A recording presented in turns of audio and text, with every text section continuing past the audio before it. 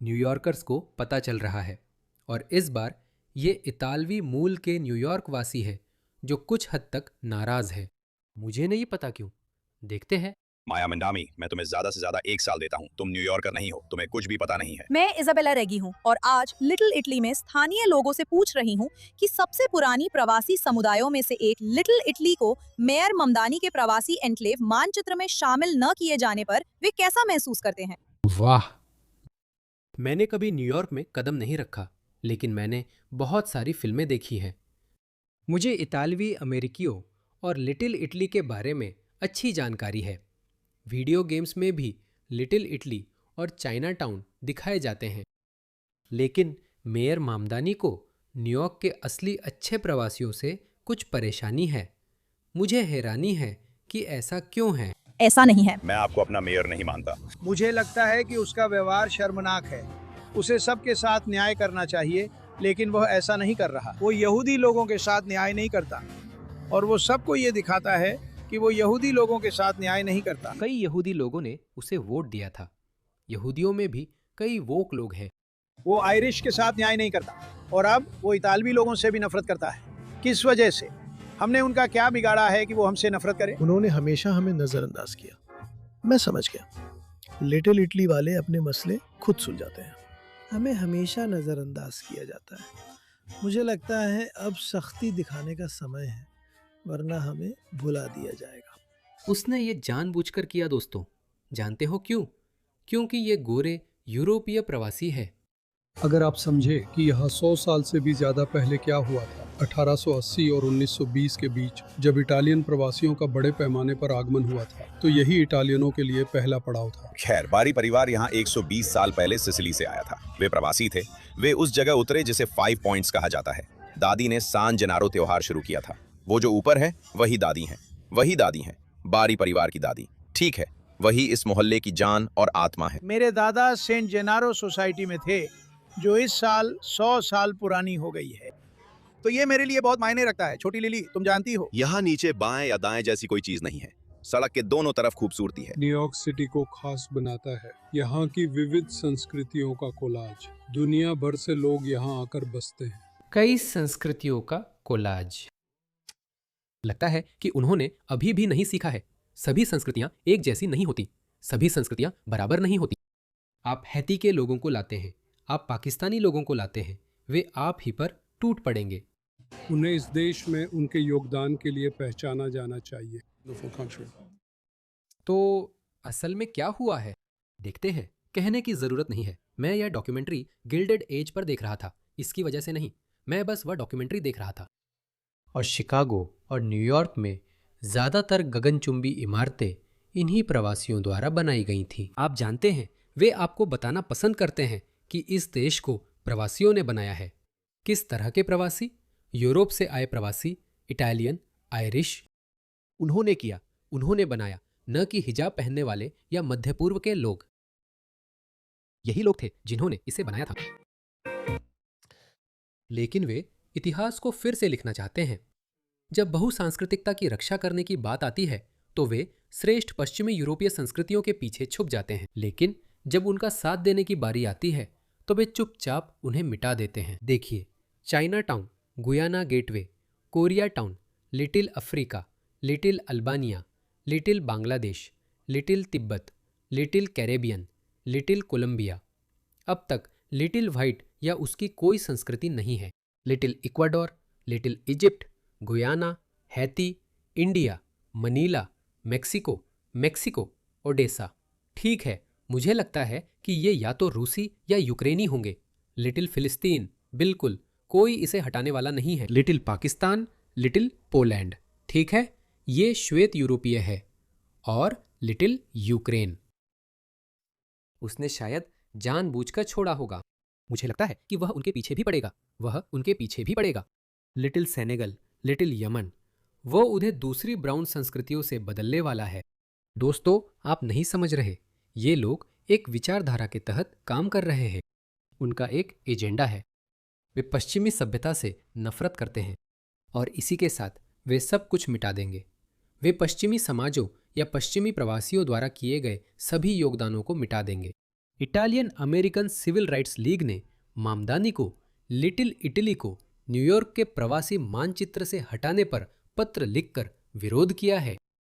Italian American civil rights league ने आज mayor Joram Mamdani की निंदा की, उनके प्रशासन द्वारा न्यूयॉर्क सिटी के प्रवासी इलाकों के बाद। रिपोर्ट के अनुसार नक्शे में न्यूयॉर्क सिटी के दर्जनों जातीय इलाकों को दिखाया गया, जबकि लिटिल इटली को नजरअंदाज कर दिया गया, जो अमेरिकी समाज के सबसे प्रतिष्ठित प्रवासी इलाकों में से एक है। ये तो कुछ भी नहीं दोस्तों, आगे देखो क्या होगा। ये भी न्यूयॉर्क है। ताज़ा वीडियो सीधे न्यूयॉर्क सिटी से है। एक गोरे आदमी को जो अपने कुत्ते के साथ था, एक मुस्लिम जोड़े ने भगा दिया क्योंकि वहां कुत्तों की अनुमति नहीं है। कुत्ते हराम हैं। देखिए आगे क्या होगा।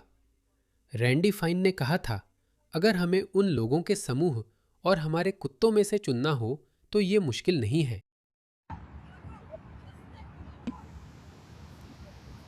ये बहुत खूबसूरत है, मैं नहीं हूँ। हरकत मत कर, ये तुमने खुद बनाया। इसे देखो, जो आदमी वीडियो बना रहा है। अभी क्या हो रहा है? ज़ारा, मुझे नहीं पता वो क्या कह रहा है। वो डेड एस नहीं कह रहा है। सी, उस कुत्ते को मुझसे दूर ले जाओ, तुम कमबख्त लोग।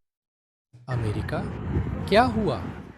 जब मैं यूरोप से वीडियो दिखाता था, तुम कहते थे अमेरिका में नहीं चलेगा। अब देखो अमेरिका में क्या हो रहा है। ये है अमेरिका। तुम्हें सचमुच बकरी चराने वालों द्वारा धमकाया जा रहा है।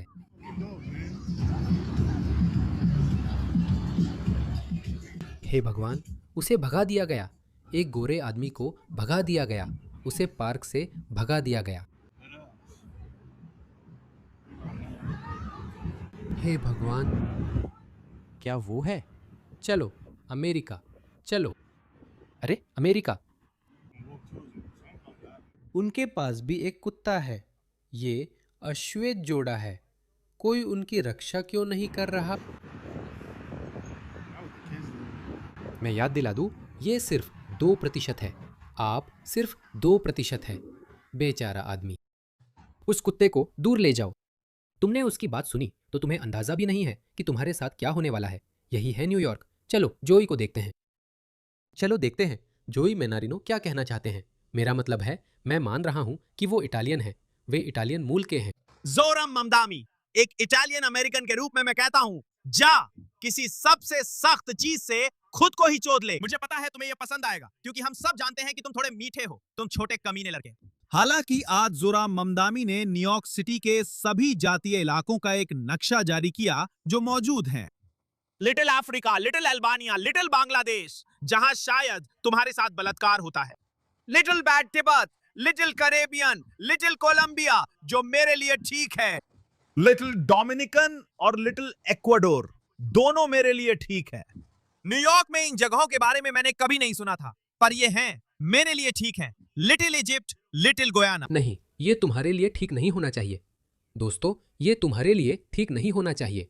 सच में तुम्हें बेरहम होना पड़ेगा। हर बार जब तुम उन्हें कोई जगह देते हो, तुम कुछ खो देते हो। लोगों को समझना चाहिए कि स्थापित समाज या संस्कृति में जब भी तुम किसी को कुछ भी देते हो, अच्छा बुरा या न्याय अन्याय मायने नहीं रखता। जब भी तुम किसी को कुछ देते हो, वो तुम्हारी जेब से ही जाता है। यही सीधी सच्चाई है। Little Haiti, little India, little Manila, little Mexico, little Odessa, little Palestine. सच में little Pakistan, little Senegal, little Ukraine. लगता है लिटिल यूक्रेन असल में बाथ हाउसों में ज़ेलेंस्की को यही कहते हैं। खैर जो भी हो, शांत हो जाओ भाई। मुझे समस्या समझ नहीं आ रही। मुझे समझ नहीं आता कि वोक राइटली एक्टिविस्ट्स को यूक्रेन या ज़ेलेंस्की से क्या दिक्कत है, जबकि वो अपने देश के लिए लड़ रहा है।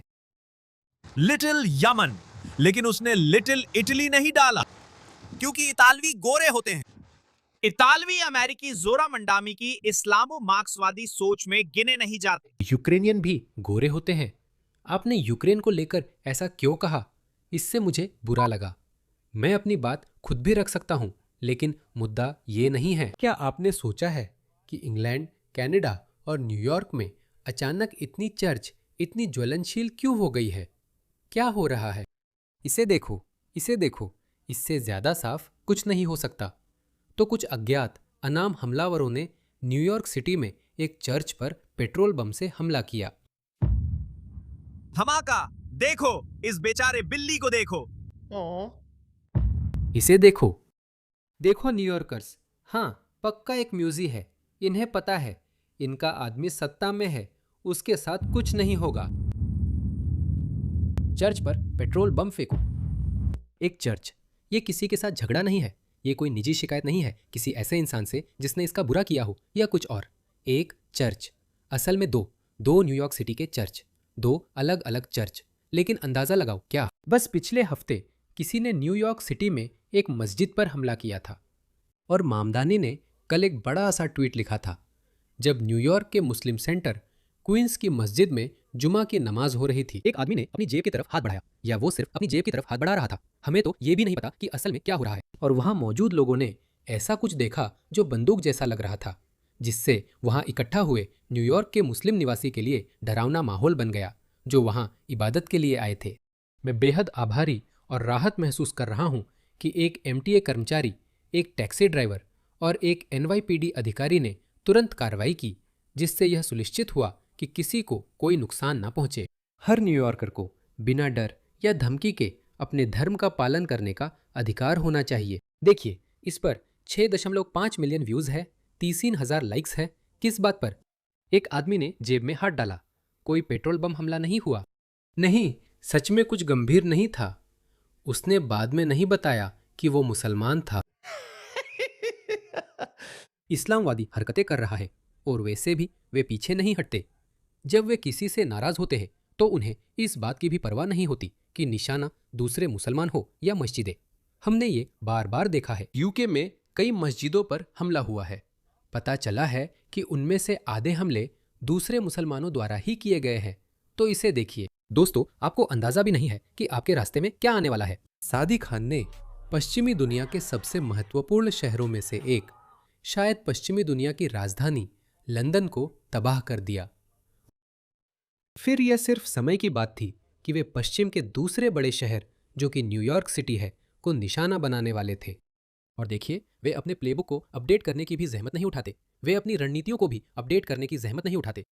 एक मुस्लिम कम्युनिस्ट नहीं, एक मुस्लिम जो समाजवादी कम्युनिस्ट के रूप में छुपा हुआ है, और LGBTQ का समर्थक व्यक्ति। और जब समय आएगा तो उन सभी LGBTQ लोगों को छतों से फेंक दिया जाएगा। ये लोग न LGBTQ और न समाजवादी कम्युनिस्ट मकसद के प्रति वफादार है। कई लोग मामदानी को कम्युनिस्ट मानते हैं, जबकि वो कम्युनिस्ट नहीं, मुसलमान है। और इसे देखिए, ये आंकड़ा बताना जरूरी है, ठीक है? आप न्यूयॉर्क सिटी में कितने साल से रह रहे हैं? ये वे लोग हैं जिन्होंने वोट दिया। जो लोग न्यूयॉर्क में 5 साल से कम समय से रह रहे हैं, उनमें से 83% ने मामदानी को वोट दिया। तो भारी बहुमत में वोटर्स वे लोग थे जो न्यूयॉर्क में 5 साल से कम समय से रह रहे हैं। और अगर देखें, जो लोग 10 साल से कम समय से, यानी 5 से 10 साल के बीच न्यूयॉर्क में रह रहे हैं, उनमें से 76% ने मामदानी को वोट दिया। जो लोग न्यूयॉर्क में पैदा हुए थे, उन्होंने सबसे ज्यादा वोट कुओमो को दिया। उनमें से 45% ने कुओमो को वोट दिया, लेकिन उनमें से 34% ने ममदानी को वोट दिया। तो इससे आपको क्या समझ में आता है? इससे पता चलता है कि न्यूयॉर्क सिटी के मूल निवासियों की बात अब कम सुनी जा रही है। ठीक है, उन्हें साफ तौर पर इस भीड़ ने हरा दिया है। और ये लोग कौन है? ये मुस्लिम हैं, फिलिस्तीन समर्थक, अमेरिका विरोधी हैं और 5 साल से कम समय से यहाँ हैं। इसी वजह से मैं कह रहा हूं कि बहुसांस्कृतिकता काम नहीं करती। निर्दयी निर्वासन ही आगे बढ़ने का एकमात्र रास्ता है। यही है और कोई विकल्प नहीं। निर्दयी निर्वासन ही पश्चिमी सभ्यता को बचाने का एकमात्र तरीका है। सिर्फ अमेरिका ही नहीं, पूरी पश्चिमी सभ्यता के लिए कोई और रास्ता नहीं है। मैं इसे इसी मजेदार वीडियो पर खत्म करता हूं जो अभी आया है। ये लोग ऐसे ही बर्ताव करते हैं, है ना? देखिए। तुम पूरा दिन मेहनत करते हो, फिर भी कुछ नहीं है। धन्यवाद कि तुम इतनी मेहनत करते हो ताकि मैं सारा दिन मुफ्त में घर पर बैठा रहूं। मैं अपनी EBT इस्तेमाल कर सकता हूं। मेरी जगह काम पर जाओ, गोरे लड़के, रुको लड़की। हाँ, क्या तुम मेरे लिए काम नहीं करते? तुम साले गोरे जानवर, मेरे लिए काम करो। हाँ, तुम मेरे लिए और अमेरिकी सरकार के लिए भी काम करते हो। वे ऐसे बर्ताव करते हैं क्योंकि तुम मानते हो कि बहुसांस्कृतिकता तुम्हें समृद्ध बनाती है। देखो ये कैसे बर्ताव करते हैं। जिस पल तुम इन्हें निर्वासित करना शुरू करने का फैसला करोगे, बस इन्हें देखना। अलविदा।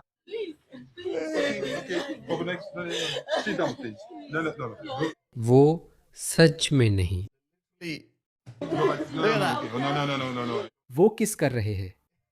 वो अपने गोरे मालिक के जूतों को चूम रहे हैं। कृपया हमें रहने दीजिए, प्लीज। तो आपने देखा कि वो कैसे बर्ताव करते हैं, है ना? देखा आपने वो कैसे बर्ताव करते हैं जब तक आप निर्वासन की तलवार नहीं निकालते। ये होने वाला है। यही आगे बढ़ने का एकमात्र तरीका है। यही आगे बढ़ने का एकमात्र तरीका है। वो आपको अंदर से खाते रहेंगे जब तक कुछ बचा नहीं रहेगा। बड़े पैमाने पर निर्वासन दोस्तों, बड़े पैमाने पर निर्वासन ये आ रहा है।